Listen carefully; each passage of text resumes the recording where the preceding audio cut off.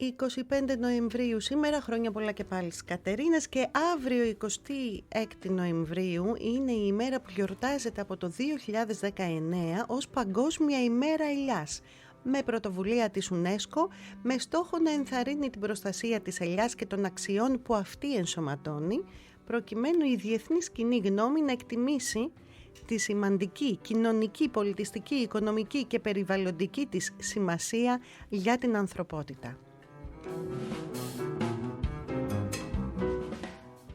Το ελαιόδεντρο, το ευλογημένο αυτό δέντρο, έχει τις ρίζες του στη Μεσόγειο και αποτελεί παγκόσμιο σύμβολο ειρήνης και αρμονίας. Στην Ελλάδα συνήθως η Παγκόσμια ημέρα ελιάς γιορτάζεται με σειρά εκδηλώσεων στις ελαιοπαραγωγικές περιοχές της χώρας, οπότε εάν μένετε σε κάποια από αυτές, ρίξτε μια ματιά, όλο και κάποια εκδήλωση θα γίνεται αύριο που είναι και Σάββατο. Και εμείς σήμερα θα μιλήσουμε για ένα ελαιόλαδο με ισχυρισμό υγείας.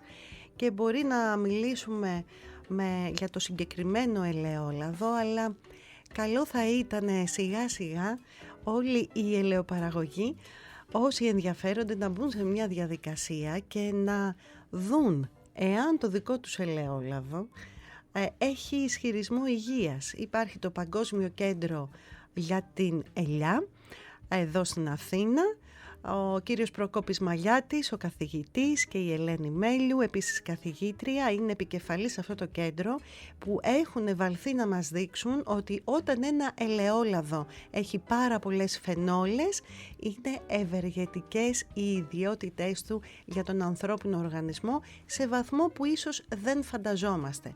Έχει δηλαδή έναν ισχυρισμό υγείας. Πάμε όμως μέχρι την Κορώνη να ταξιδέψουμε νοερά στη Μεσσηνία και να καλωσορίσουμε στη συντροφιά μας τον κύριο Αντώνη Μπουζαλά. Καλησπέρα σας. Καλησπέρα σας, κυρία Βυσαρίωνος, και ευχαριστούμε θερμά για την πρόσκληση. Εγώ σας ευχαριστώ που μας δίνετε τη δυνατότητα να μιλήσουμε για το ελαιόλαδο σήμερα και που δεχθήκατε έτσι να μπείτε σε αυτή τη διαδικασία, που καταλαβαίνω ότι η οικογένεια Μπουζαλά έχει σχέση με την ελιά και το λάδι από τα τέλη του 18ου αιώνα. Περίπου τότε είναι οι αναφορές που έχουμε. Ναι.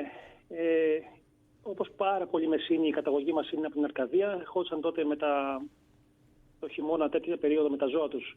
Κάνανε αυτό το ταξίδι το μεγάλο για πιο ήπια κλίματα και ξαναεπιστρέφαν την Άνοιξη στην Αρκαδία. Οι αναφορές μας είναι στο χωριό αυτό μικρό της Μεσσηνίας, που είναι περίπου 12 χιλιόμετρα βορειοδυτικά της Κορώνης. Έχουμε παρουσία από τα τέλη εκεί του 18ου αιώνα.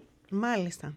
Άρα μιλάμε για ελιές κάποιες με πάρα πολύ μεγάλο φορτίο ετών στην πλάτη τους, έτσι. Ναι, σιγά σιγά πέρα από τα ζώα που είχαν εγωπρόβατα τότε, άρχισαν να καλλιεργούν και την ελιά. Να μπολιάζουν άγριες ελιές και να παίρνουν την παραγωγή για τη χρονιά τους, για το σπίτι τους. Μάλιστα. Έχουν μείνει κάποιες ελιές από εκείνη την περίοδο. Γνωρίζετε ότι στην Πελοπόννησο γενικότερα έγινε μεγάλη καταστροφή ελαιοδέντρων από τον Ιμπραήμ τότε, στην περίοδο της τουρκοκρατίας, αλλά έχουν διασωθεί πάρα πολλές. Εσείς βρίσκεστε στην Κλεισούρα, σωστά? Ναι, η Κλεισούρα είναι μια μικρή κοινότητα, ένα μικρό χωριό, 30 σπίτια όλα και όλα. Κάποτε είχε 250 άτομα σε πληθυσμό. Δυστυχώς γνώρισε πολύ γρήγορα εγκατάλειψη και σήμερα είναι μόνο 3. Μάλιστα. Μόνο 3. Δύσκολα τα πράγματα. Εάν όμως τελικώς πάρουμε την απόφαση και καταλάβουμε πόσο πλούσια είναι η ελληνική γη, εμείς μπορεί να μην είμαστε, η γη μας είναι όμως, και μπούμε σε μια διαδικασία να επιστρέψουμε στη γη και σε αυτά τα επαγγέλματα, ίσως τελικώς, ας πούμε, και αυτό το χωριό κάποια στιγμή να αναγεννηθεί και να αναβιώσει και να δούμε περισσότερους κατοίκους. Μια οικογενειακή παράδοση δηλαδή η ελαιοπαραγωγή, κύριε Μπουζαλά, από ό,τι καταλαβαίνω. Πότε ήταν όμως εκείνη η στιγμή που σκεφτήκατε ότι στα χέρια σας δεν κρατάτε απλώς ένα ελαιόλαδο, αλλά ένα ελαιόλαδο που μπορεί να είναι φάρμακο? Και το σκεφτήκατε λίγο περισσότερο και μπήκατε έτσι σε αυτή τη διαδικασία να το ψάξετε. Μου δίνετε την ευκαιρία, όσο αναφέρατε προηγουμένως, να πω ότι ήταν αρχές του 2016. 17, συγγνώμη, και να αναφερθώ στο όραμά μας. Το όραμά μας είναι ακριβώς αυτό που αναφέρατε. Να επιστρέψουν οι νέοι του χωριού μας, να καλλιεργήσουμε μαζί τη γη, τα χωράφια μας, τον παππούδρο μας, εκεί που μεγαλώσαμε κι εμείς, και μέσω της τέχνης και της επιστήμης να δημιουργήσουμε ξανά και να δώσουμε και ένα νόημα στη ζωή μας και μια λύση ταυτόχρονα στα σημερινά διέξοδα που έχει ο κόσμος. Τότε λοιπόν, αρχές του 2017, καθώς περπατούσα στο έρημο χωριό, χειμώνας τότε, μου ήρθαν οι παιδικές αναμνήσεις, γιατί μεγάλωσα σε αυτό το χωριό. Τότε, πριν 40 περίπου χρόνια, είχε 10 παιδιά. Και ταυτόχρονα οι αναμνήσεις γίνανε εικόνες ζωντανές. Δηλαδή, λόγω και διάφορων εμπειριών, φαντάστηκα στο πέτρινο κτίριο το άδειο να είχε ένα εργαστήρι κεραμικής, πιο πέρα ένα ξυλογλυτικής, γιατί όχι μουσικής και γιατί όχι και ένα παρατηρητήριο αστρονομίας στο λόφο μας. Το σχολείο που φτιάχτηκε και παραμένει όρθιο, το φτιάξαν οι κάτοικοι του χωριού μεταξύ 1929 και 1933. Το 1977 έκλεισε λόγω έλλειψης παιδιών. Θα μπορούσε και αυτό να γίνει ένα πολιτικό κέντρο γαστρονομίας και ημερίδων. Αυτό έγινε σαν σκέψη, όπως σας είπα, και οι διάφοροι συνειρμοί. 2 μήνες μετά όμως, διαβάζω στον τύπο για τις έρευνες του κ. Μαγιάτη και της κυρίας Μέλη και της ομάδας τους στη Φαρμακευτική Σχολή για τις Πολυφενόλες. Ξεκινήσει το πρόγραμμα Αριστόλαιο από το 2016 μετά την Αθήνα, όπου συμμετείχαν 5 χώρες, εμείς, η Ισπανία, η Ιταλία, Κύπρος και η Κροατία. Οι εγγραφές ήταν ανοιχτές και χωρίς δισταγμό γίναμε μέλη. Έτσι άρχισε η ενημέρωσή μας για τις πολυφενόλες του ελαιολάδου από σεμινάρια που έκανε το Πανεπιστήμιο και αναλύσεις. Έτσι τον Οκτώβριο του 2017 πειραματιστήκαμε μια μικρή παραγωγή να δούμε αν οι ελιές μας έχουν φενόλες. Και όντως είχανε. Το Πανεπιστήμιο έχει θεσπίσει τα βραβεία για να τιμήσει τους παραγωγούς αυτούς που κάνουν αυτό το άλμα. Και αυτή την προσπάθεια έτσι πήραμε το πρώτο βραβείο μας την επόμενη χρονιά, το 2018. Και έτσι ξεκινήσαμε. Έτσι ξεκινήσατε. Έγινε και μια πολύ μεγάλη μελέτη στο νοσοκομείο της Καλαμάτας για την ευεργετική επίδραση που έχουν οι πολλές φενόλες σε ένα ελαιόλαδο, ή μάλλον να το πω καλύτερα, όταν ένα ελαιόλαδο είναι πολυφενολικό, η ευεργετική επίδραση που έχουν και στο καρδιαγγειακό. Και χρησιμοποίησαν πάλι το δικό σας ελαιόλαδο, έτσι δεν είναι? Ναι, εμείς το 2019, μετά από 3 χρόνια ερευνών, πήραμε την απόφαση να τυποποιήσουμε το δικό μας αγουρέλαιο με τις πολυφενόλες, να βγούμε στην αγορά και φτάσαμε το 2021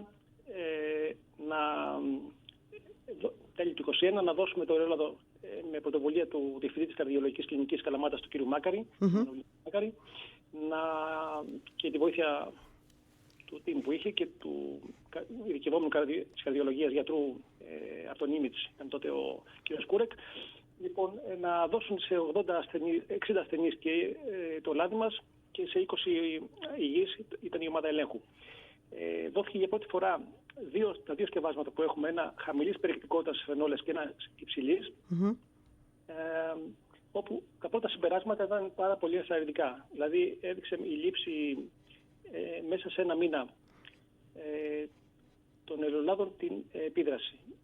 Αποδείχθηκε ότι ήταν ισοδύναμα μιλιγκράμμ. Το χαμηλό ήταν 20 ml, το υψηλό ήταν 8 ml ημερησίως.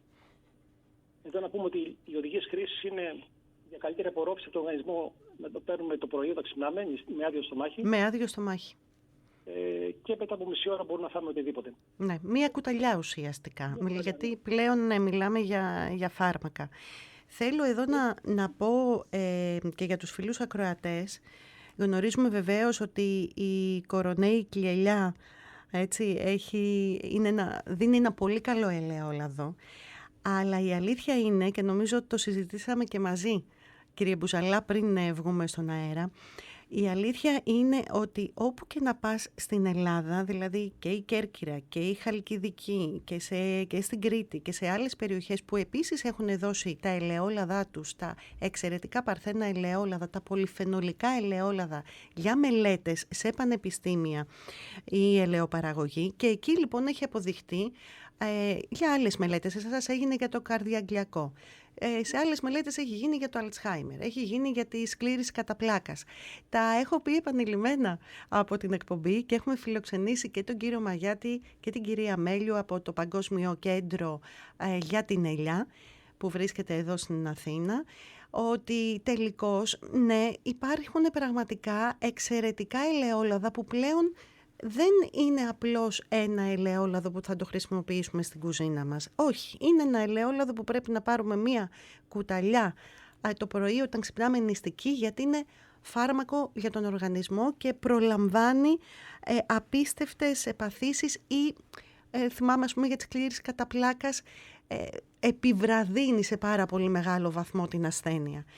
Άρα καλό θα ήταν έτσι, να προτρέψουμε και άλλους ελαιοπαραγωγούς να μπουν σε μια διαδικασία, να ελέγξουν τα ελαιόλαδά τους, και νομίζω ότι ένα ελαιόλαδο που έχει πολλές φενόλες, πώς μπορεί να το καταλάβει ο καταναλωτής? Πρώτον, από την ετικέτα που φέρει τη σήμανση αυτή, γιατί τα περισσότερα ελαιόλαδα στην αγορά δεν έχουν φενόλες. Το Παγκόσμιο Κέντρο Ελιάς για την Υγεία έχει ανοιχτό τον οδηγό παραγωγής, γιατί ξεκινάμε από την καλλιέργεια, την ελαιοποίηση που είναι πάρα πολύ σημαντικός παράγοντας. Άρα υπάρχουν κάποιοι παράγοντες που δημιουργούν περισσότερες φενόλες στο λάδι μας, έτσι? Είναι παράγοντες που μπορεί όμως να μάθει κάποιος παραγωγός. Η γνώση είναι ανοιχτή και αρκεί, και εγώ προτρέπω ο ίδιος όλους και τους φίλους μας, γείτονες κλπ. Και όλο τον κόσμο, εφόσον είμαστε μια χώρα που περικλείεται από χιλιάδες ελαιόδεντρα, και λίγο πολύ όλοι έχουμε λίγες πολλές, να μεταβεί, να κάνει το πείραμα, αρχικά όπως κάναμε και εμείς το 2017, να πάρει λίγες ελιές, να βγάλει το λάδι του σπιτιού, να βγάλει 20-30 κιλά τέτοιο λάδι αρχές Οκτωβρίου, τότε που ο καρπός είναι άγουρος. Ναι, μιλάμε ότι παίζει πολύ σημαντικό ρόλο ο χρόνος συγκομιδής, έτσι δεν είναι? Και ο χρόνος συγκομιδής και ο χρόνος μετά της μάλαξης του λετριβείου. Το Πανεπιστήμιο έχει καθορίσει ακριβώς τη διαδικασία που πρέπει να ακολουθεί. Παίζει πάρα πολύ ρόλο και ο χρόνος μάλαξης, ακόμα και το τύπος του λετριβείου, για να μην χάσουμε φενόλες ή να μην καταστραφεί όλος ο κόπος εκεί. Μάλιστα. Να πω και το εξής, μου το ρωτά ο κύριος Φώτης, εμείς το έχουμε συζητήσει αλλά δεν το γνωρίζει και βεβαίως το έχουμε πει και επανειλημμένα και από την εκπομπή, αλλά καλό είναι να το υπενθυμίσουμε. Παίζει ρόλο το έντονο πράσινο χρώμα? Εάν δηλαδή είναι πολύ πράσινο το ελαιόλαδο, σημαίνει ότι είναι και πολυφενολικό? Όχι, δεν παίζει το χρώμα. Οι φενόλες δεν έχουν οσμή, δεν έχουν γεύση. Η γεύση τους θα το καταλάβουμε μόνο όταν όσο πιο πικρό είναι επικάτοικο, θα νιώσουμε το κάψιμο στο κάτω μέρος του λαιμού. Αυτός είναι ο τρόπος ουσιαστικά, και μετά αυτό που είπατε, η ετικέτα, η οποία νομίζω το Παγκόσμιο Κέντρο Υγείας δίνει μια ετικέτα που δείχνει ότι είναι πολυφενολικό το ελαιόλαδο, έτσι? Ναι, με 100 ml από το ελαιόλαδο αυτό το Παγκόσμιο Κέντρο Ελιάς μπορεί να κάνει μια ανάλυση. Όλοι μπορούν να γίνουν μέλη του με μια ετήσια συνδρομή και εφόσον βγάλουν αυτά τα 20, 30, 50 λίτρα το χρόνο, μπορούν να το αποθηκεύσουν σωστά χωρίς οξυγόνο, για να μην, γιατί και εκεί έχουμε πρόβλημα. Το ελαιόλαδο έχει εχθρούς το οξυγόνο, την ακτινοβολία αλλά και τη θερμοκρασία. Πρέπει να προσεχτούν αυτοί οι παράγοντες, γιατί ναι, μεν μπορούμε να βγάλουμε τον Οκτώβριο. Εδώ να πούμε ότι η Ευρωπαϊκή Ένωση έχει θέσει ως βάση τα 250 μιλιγκράμμα ανά κιλό, με την οδηγία το 2012. Οπότε μπορούμε να έχουμε 500 μιλιγκράμμ π.χ. τον Οκτώβριο, αλλά αν δεν προσέξουμε τη θερμοκρασία και το οξυγόνο, μετά από μερικούς μήνες να έχει πέσει στο μισό και ακόμη πιο κάτω.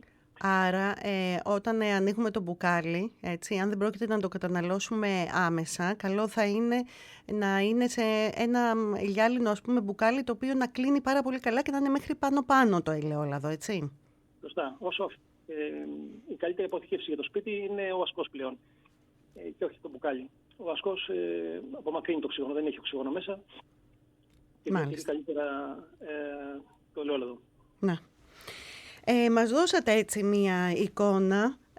Καταλαβαίνω ότι και εσείς, κύριε Μπουζαλά, όπως και στην κουβέντα που θα έχουμε αμέσως μετά από εσάς για τον Νίνο, καταλαβαίνω μάλιστα γενικότερα ότι η Ελλάδα πρέπει να ποντάρει στην ποιότητα πάνω απ' όλα. όχι τόσο στην ποσότητα αλλά στην ποιότητα. Αυτό είναι αυτό που πρέπει να κάνουμε, αυτό καταλαβαίνω. Αυτό έχετε κάνει κι εσείς και ήδη έχετε βραβευτεί και ταξιδεύετε και στο εξωτερικό και είναι πάρα πολύ ωραίο αυτό που είπατε. Ναι, μακάρι να γυρίσουν στην Κλεισούρα και να αρχίσουν να καλλιεργούν και πάλι εκεί στο χωριό σας και άλλοι εκτός από εσάς. Θέλω να σας ευχαριστήσω πάρα πολύ, όπως και για την προσφορά σας, γιατί 3 ακροατές θα έχουν τη δυνατότητα να γευτούν όχι αυτό το ελαιόλαδο, είναι ένα φάρμακο, σε φαρμακεία το βρίσκουμε συνήθως στο εξωτερικό. Λοιπόν, θα έχουν τη δυνατότητα να γευτούν του κυρίου Μπουζαλά το ελαιόλαδο, το Ελέτρα Premium, αν συμμετάσχετε στον διαγωνισμό μας γράφοντας πρώτο, αφήνοντας ένα κενό, ονοματεπώνυμο, κινητό τηλέφωνο, ελαιόλαδο και αποστολή στο 54160. Κύριε Μπουζαλά, καλή συνέχεια σε όλα.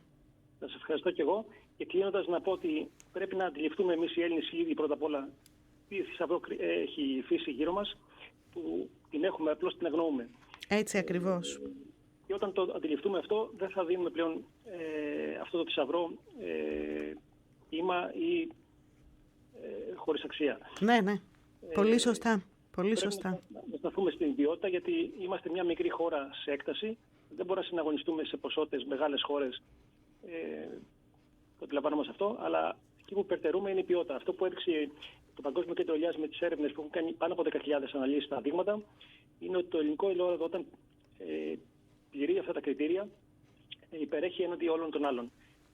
Οι δεφοκλιματολογικές συνθήκες που έχουμε, ο ήλιος κλπ. Βοηθούν, έτσι είναι. Και αυτό το προτέρημα πρέπει να το αξιοποιήσουμε. Να είστε καλά, κύριε Μπουζαλά. Σας ευχαριστώ πολύ. Γεια και χαρά. Σας ευχαριστώ πολύ. Καλή συνέχεια.